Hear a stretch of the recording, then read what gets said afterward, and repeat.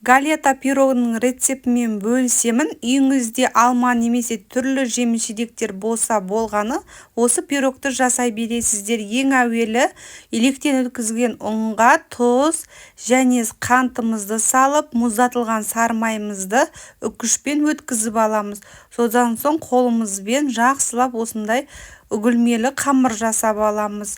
Содан соң мұзды суымызды 4 ас қасық көлемінде құйып, қолымызбен жұмсақ қамыр илеп аламыз. Қамырды илеп алдық, тоңазытқышқа салмасын дайындағанша қоямыз. Енді салмасына кірісеміз. Алмамызды қабығын ашып, жұқа қылып турап аламыз. Алма немесе басқа жеміс-жидектерді қоссаңыздар болады, қалауларыңыз бойынша. Алманы жұқа қылып турап алдық. Енді 1,5 ас қасық қант және жүгері крахмалын 1 ас қасық қосып, екеуін жақсылап араластырып аламыз. Осымен біздің салмамыз дайын болады. Енді қамырына кірісетін боламыз. Пергамент қағазын төсеп, қамырымыздың үстінен жұқа қылып ұнымызды себелеп, осылай екі бетін аунатып, жұқа қылып қамырымызды жайып аламыз оқтаумен. Алдын ала дайындап алған жүгері крахмал мен қантымызды думалақ қылып жайып шығамыз.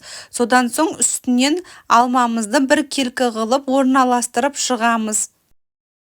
Қамырымыздың формасын осылай бортик қылып бір-біріне жабыстырып, екі шетін жинап шығамыз. Осымен біздің формамыз дайын болды.